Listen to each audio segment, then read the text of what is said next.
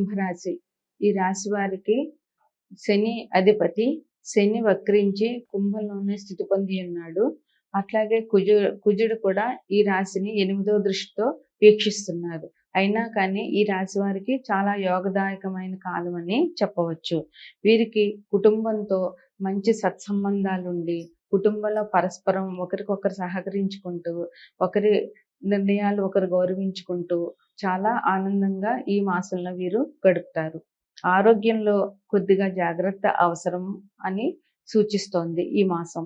అందువల్ల వీరు వారి తల్లిదండ్రుల విషయంలోనూ జాగ్రత్త పడాలి. ముసలివారు ఉంటే వారిని గౌరవంగా చూడడము, వారికి అవసరమైనటువంటి సేవా కార్యక్రమాలు చేయడము, వృద్ధులను వికలాంగులను పరిరక్షించడం వల్ల శని భగవానుడు కృపకి పొందగలుగుతారు. శని భగవానుడికి వృద్ధులని జాగ్రత్తగా చూడడము, బాత్రూములు శుభ్రంగా ఉంచుకోవడము, వికలాంగులకు సేవ చేయడము చేస్తే శని భగవానుడు వారిని అనుగ్రహంగా చూస్తాడు.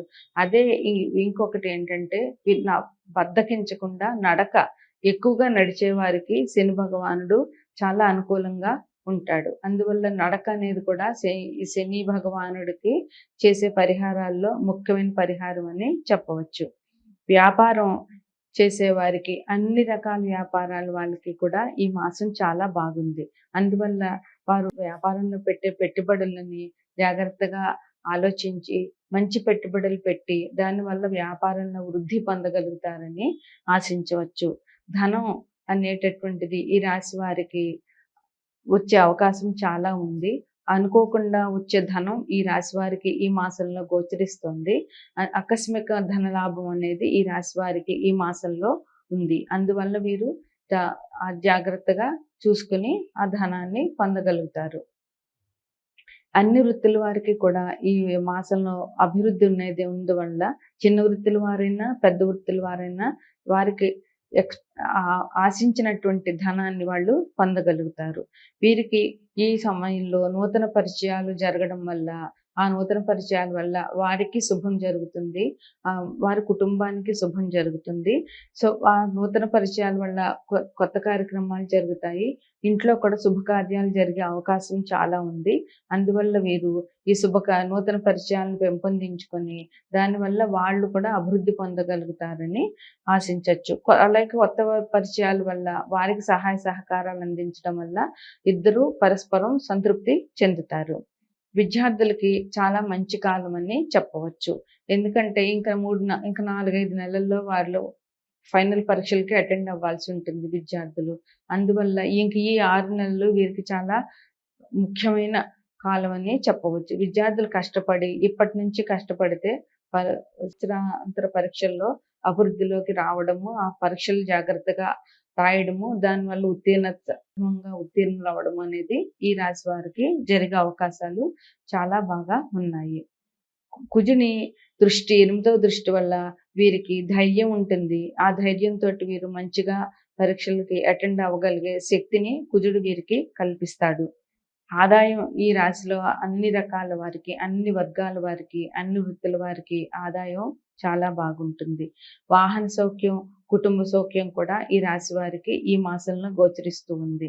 కొత్తగా వాహనాలు కొనదలుచుకున్న వారు, కారు కానివ్వండి, బైక్ కానివ్వండి, ఏదైనా కొత్త వాహనం కొనదలుచుకున్న వారు వాహనం కొనుక్కునే అవకాశం ఈ మాసంలో ఉంది. అయితే వాహనాలు నడిపేటప్పుడు మాత్రం కొంచెం జాగ్రత్త వహించవలసిన అవసరం ఉంది. ఎందువలనంటే కుజుడు 8వ దృష్టితో చూస్తున్నాడు.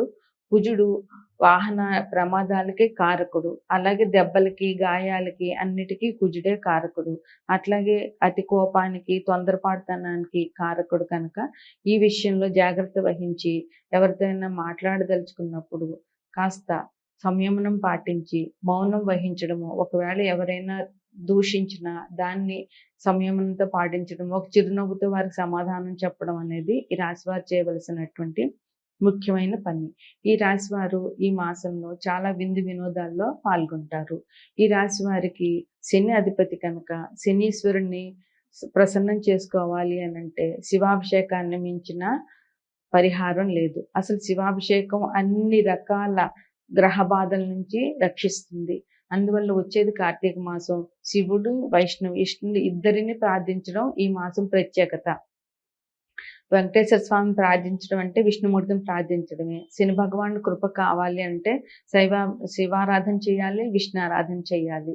అందువల్ల ఈ రాశి వారు శివాభిషేకం చేయడము, రుద్రాభిషేకం చేయించడము, లేదా చాలా శివాలయాల్లో మా లక్షపత్రి పూజలు జరుగుతాయి. అట్లాంటి వాటికి వారికి తోచినంత సహాయం చేయడము, ధనలాభం చేయలేని వాళ్ళు శారీరక శ్రమనైనా దేవాలయాల్లో శారీరక శ్రమ చేసైనా పుణ్యాన్ని సంపాదించడము, దైవ అనుకూలతని పొందడం అనేది ఈ రాశి వారు చేయవలసిన ముఖ్యమైన పని.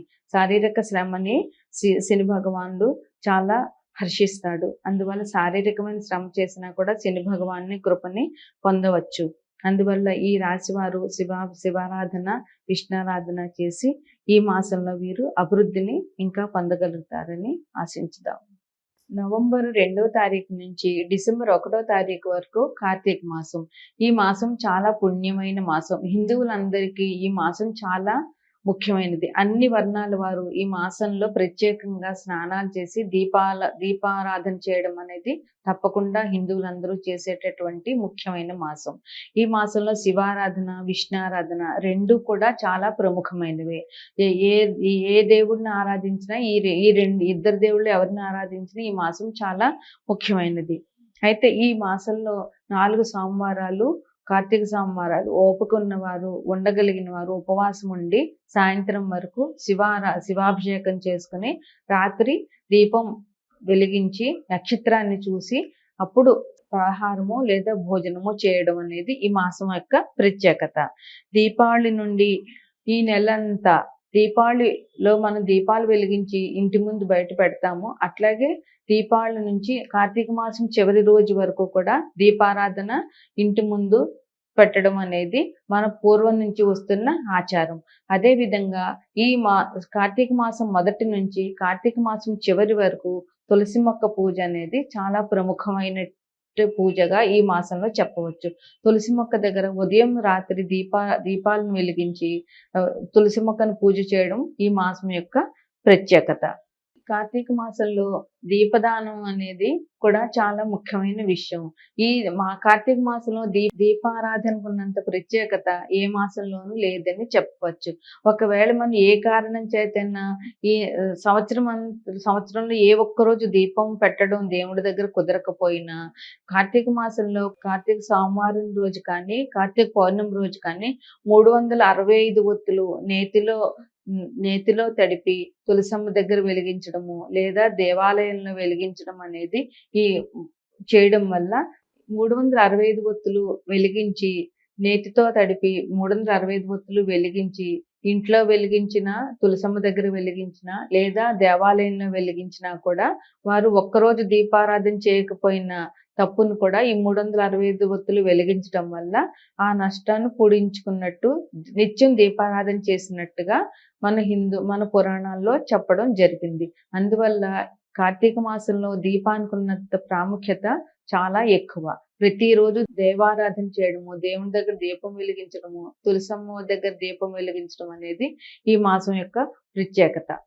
ఈ మాసంలో కార్తీక పౌర్ణమికి చాలా విశిష్టత ఉంది. ఈ కార్తీక పౌర్ణమి రోజు దేవాలయాల్లో కూడా ఆకాశ దీపం అని వెలిగించుతారు.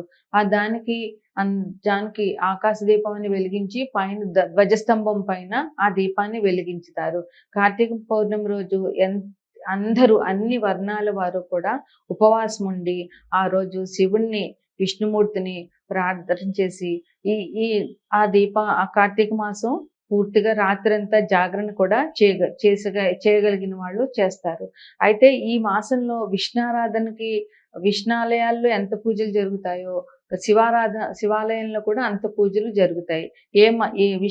విష్ణారాధకులైనా శివారాధకులైనా కూడా ఈ మాసాన్ని ప్రత్యేకంగా పూజలు చేయడం అనేది కార్తీక మాసం అన్ని మాసాల్లోకి ఈ మాసంలో చాలా బాగా జరుగుతుంది. వీరు ప్రతిరోజు దీపాన్ని వెలిగించి దైవాన్ని ప్రార్థించడం అనేది ఈ మాసం యొక్క విశిష్టత. ఏ వర్ణమయ వారైనా సరే ఈ కార్తీక మాసంలో దీపాన్ని వెలిగించి పూజలు చేస్తారు. మా హిందువులు అన్నవారు అందరూ కూడా ఈ కార్తీక మాసాన్ని దైవారాధనలోనే గడుపుతారు.